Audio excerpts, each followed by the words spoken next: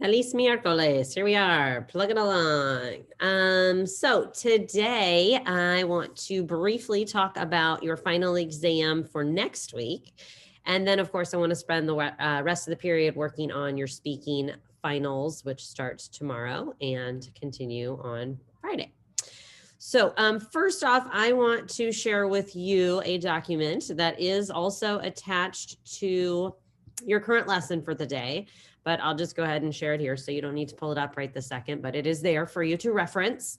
And I want to go through, make sure everybody's super clear on how next week is going to work and what your final is, and give you some ideas of what things you can study that you are at that point. Obviously, right now, we're kind of really focused on the speaking. And by practicing the speaking, though, that is helping you review your vocab and it is helping you review your grammar. So it all kind of goes together. The other thing I want to say that there's been some confusion about. So I know final exams kind of vary this year from department to department. So for world language, we are kind of going with a traditional exam. It was a decision that was made by the whole department. And so you do have a final. Everyone has to take it. It's not a no fault final, so it does count. And it kind of just as it normally would be. Okay. Here's what your final entails, and here's the setup. So here's the exam schedule. Again, it is much like a normal North Central year, but if you haven't been to North Central before, then make sure you're super paying attention. So on Monday, you will have one exam. It is period 2. Then after that exam, you probably have lunch, and then we will meet in the afternoon. I think our classes are about normal time. I think they're about 30, 40 minutes, it looks like. So kind of a normal class. So what will we do on that day? We will review, I will answer questions, and then if no one has questions, we'll probably just play like a review game. Then you will have your official final with me on Wednesday morning. You can see here you are, 4, 5, 6. So I will not meet with you Tuesday or Thursday. So I will see you Monday briefly. And then on Wednesday morning, you log in at normal time at 8, but you will log in to me. We will have 8 to 9 as an open review time. So if there's anyone that still needs to do a speaking final, that'll probably be my priority. And then I'll be happy to answer questions as needed or just give you some time to study. Then the exam starts at 9:15. It will consist of what I'm about to tell you here in a minute. And then once it's done, then you'll have lunch afterwards, and then you'll do your period 9 exam in the afternoon. So that's kind of the setup for the week. All right, so what does your exam cover? Basically everything we've done this semester. We started out with this review chapter, then we did 1 and 2 and half of 3.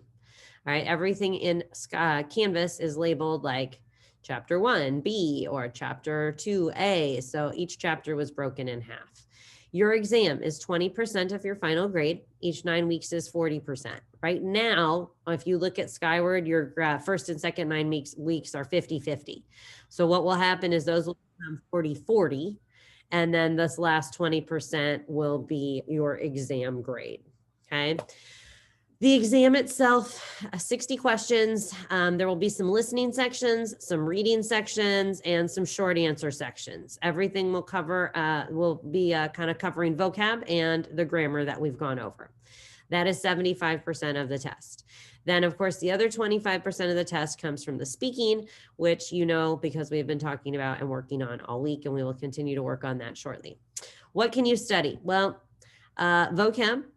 I would recommend Quizlet. You also have some vocab lists. This Quizlet link will take you just to my Spanish 2 page, and then you can pick each chapter that you want to study. Grammar notes can always be found under class resources if you have not kept them somewhere else. Textbook assignments, you are welcome to go back, review them, redo them. If there's a certain topic you think you need extra practice on. My recommendation would definitely be to go to quizzes under Canvas. And there's lots of practice activities as well as actual quizzes that you can review. And finally, here's 2 online practices for various grammar topics that we have covered. And this is just like an overview of each chapter. In parentheses, I have like the grammar topics we covered. Main things would probably be present tense, AR, ER, IR verbs. And then of course there's some irregulars, some stem changers, some yo verbs, etc. And then your reflexive verbs, which are also in the present tense. So we've been practicing those a lot on your speaking already. And then, of course, all this preterite, all this past tense that we've done for the last chapter or so. So that's kind of the big picture of the exam and where we are headed with that. Any questions for the good of the group about what's on it or when it is, or I don't know, anything, just general questions?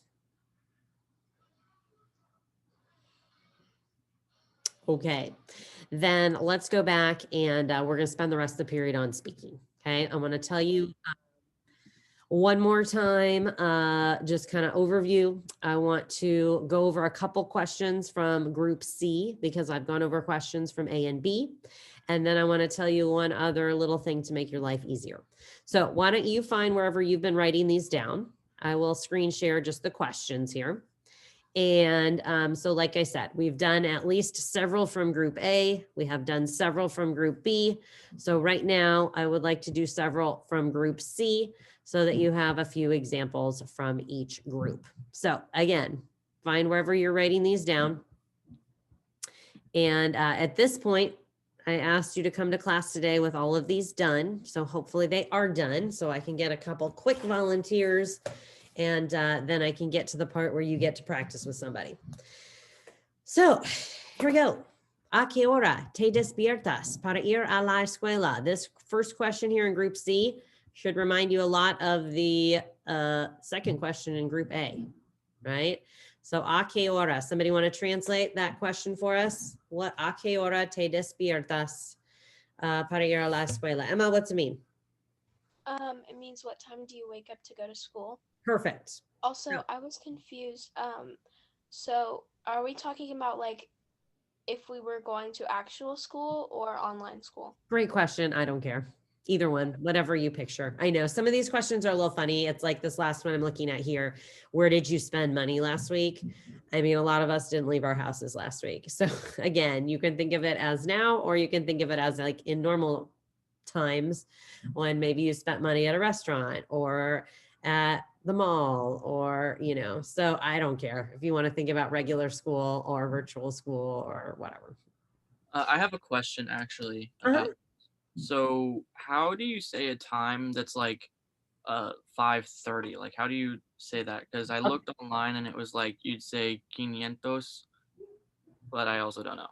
Yeah. Okay. So, Keegan, why don't you, since I've got you here, can you tell me the verb in that, and then I'll help you with the time. The verb, Yeah. te despiertas, So, how would I start that? You know how to put that in the yo form? me despierto. Okay, good. So, me despierto. So then you're going to say a las. All right. And what time do you want to say, Keegan? We'll do this one for you. I said 5:30, so I said a las 5:30. Okay. All you need is the word e. You can say 5:30 or you can say 5:30. Media is like the word for half past. So I'll write that down for you here. Didn't quite fit. Hold on.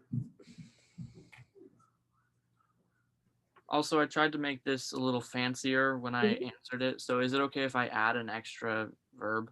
Yeah, of course. Okay. You want to check it with me or are you good? I said yo intento despertarse, then the answer. Oh, like I intend to wake up? Because usually, you know, sometimes I don't because I'm Right. lazy.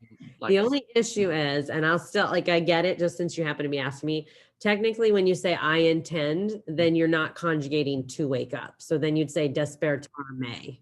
So it just makes it a little, it changes your grammar on it just a little bit, just since you asked.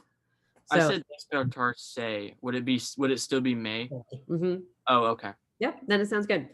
All right, so everybody else should have me despierto, and then whenever. A las, you don't have to use his time, use your own time. All right, let's go back then and look at that second question. I want to do the second one because it has two verbs in it. So somebody want to tell me what's prefieres ducharte por la mañana or por la noche? What's that one mean? Maggie, what's it mean? Do you prefer to shower in the morning or at night? Great. Okay. So do you prefer to shower in the morning at night? So you've got two verbs here. So we need to say, I prefer to shower, and then you decide at night or in the morning. Somebody want to tell me what that might look like?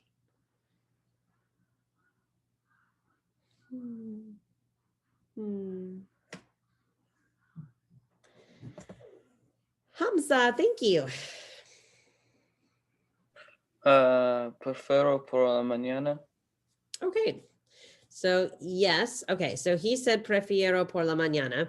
Now that is fine. I'm going to go ahead and add in that second verb just because I want people to know how to say it. So instead of just I prefer, I'm going to add in the I prefer to shower and then in the morning. So your answer is actually totally fine, but I'm going to get in that second verb. So if it's duchar, we're going to make it duchar may. All right. So once again, let me show you. Okay. So 2 verbs. Okay. You actually have 2 options. Either that may goes in front of the first verb or attached to the second. So prefiero duchar may ... Por la mañana, por la noche. You can add a little more. Okay. Because I like to sleep or because I like to be clean or I don't know.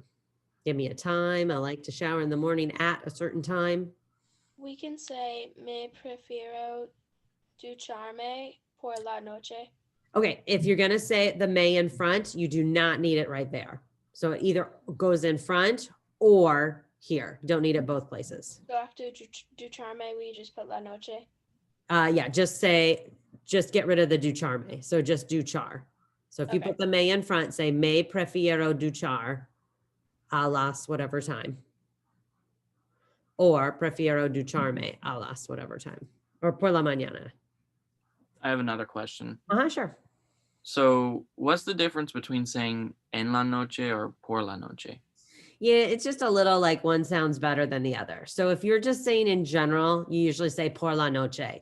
If you're using it like with a certain period of time, like you'd probably say de la noche, like yo prefiero ducharme a las 5 de la noche. So if you have a specific time, you use de. If you're just talking in general, you usually use por. So when would you use en? I think I'd only use en if I was saying, I don't even think I'd use en. It just sounds, it doesn't sound quite as good. It's not terrible, but. All right, let's do one more together.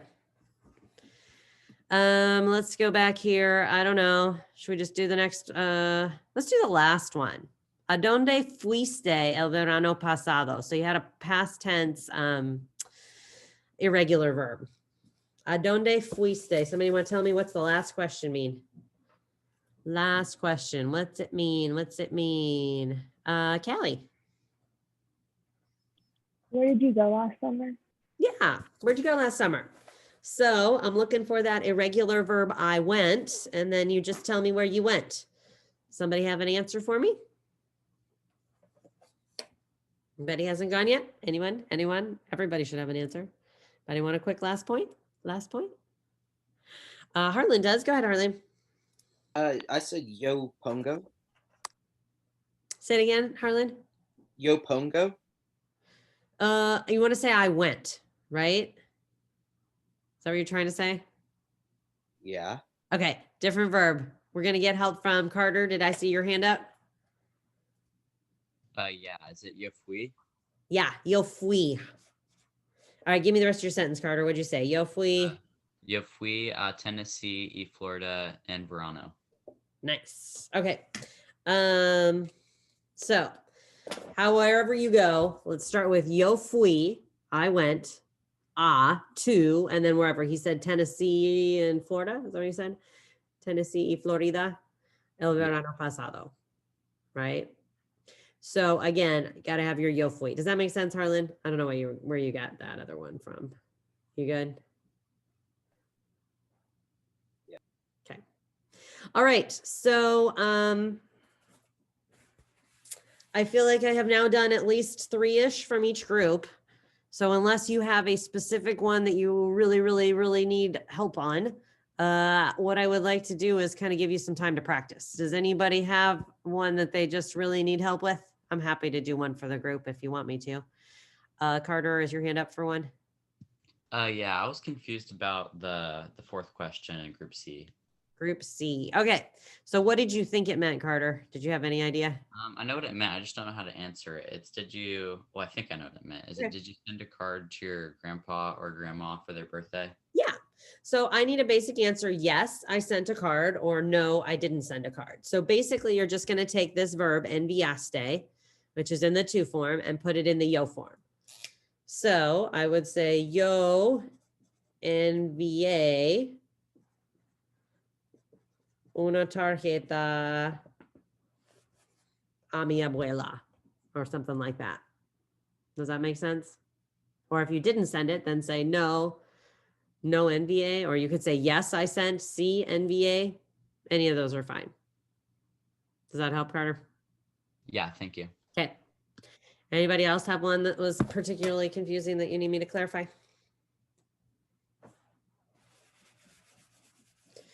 All right, so here's what I'm gonna do. I'm gonna tell you something super helpful that's gonna make your life a lot easier. A little reward for being here. So everybody listen. I will let you decide right now one group of these that you do not want to do. Okay, so instead of studying 3 groups, you may study 2 groups.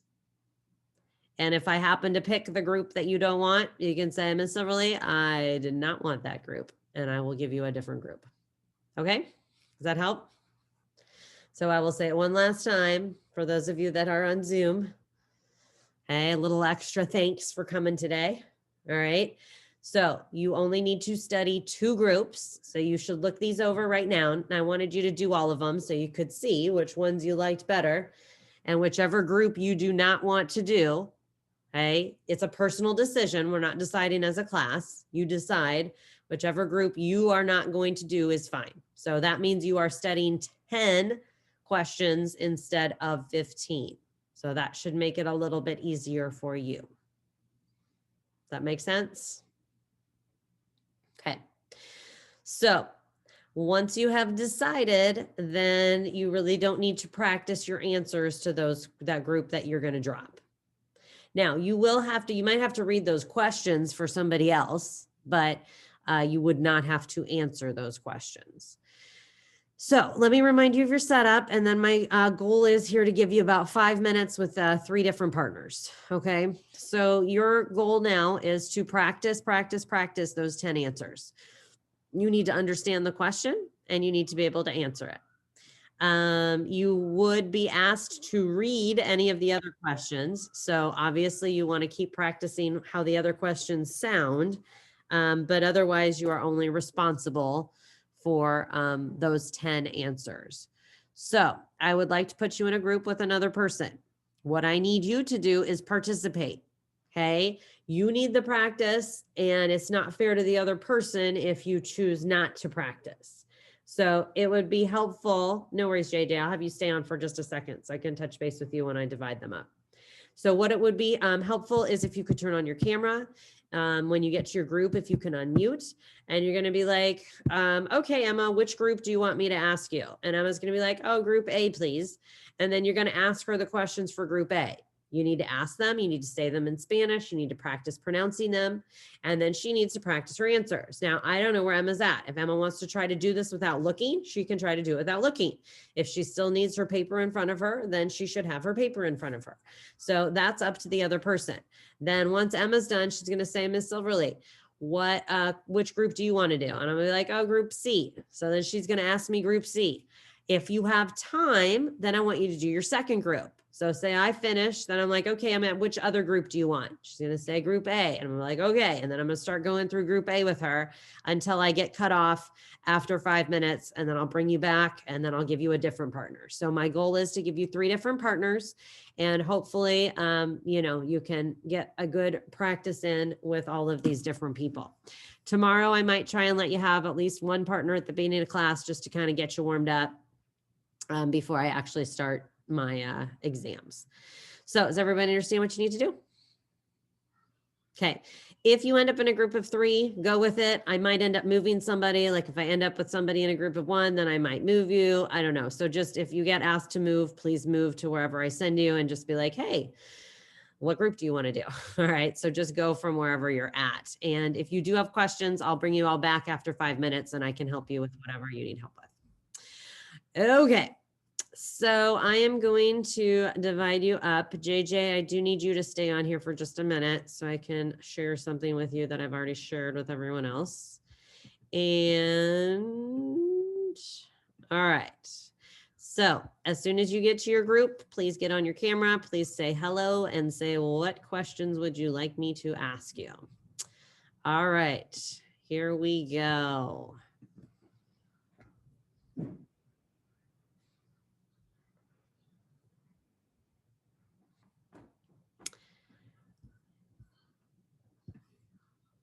All right, JJ, give me a sec. Let me get everybody else divided up here. Let's see. Bella, Miranda, you guys going?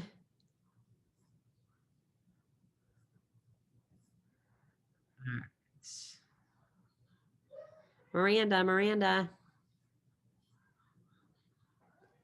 All right, let me move. Hold on one second.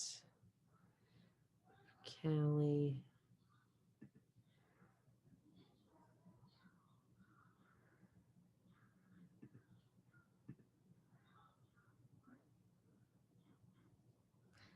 Okay, let me see if everybody's got a partner here real quick and then I'll talk to you. Nope. All right, I need.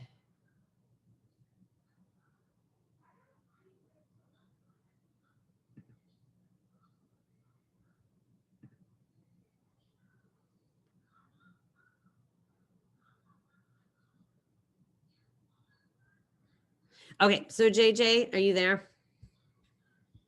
Yeah.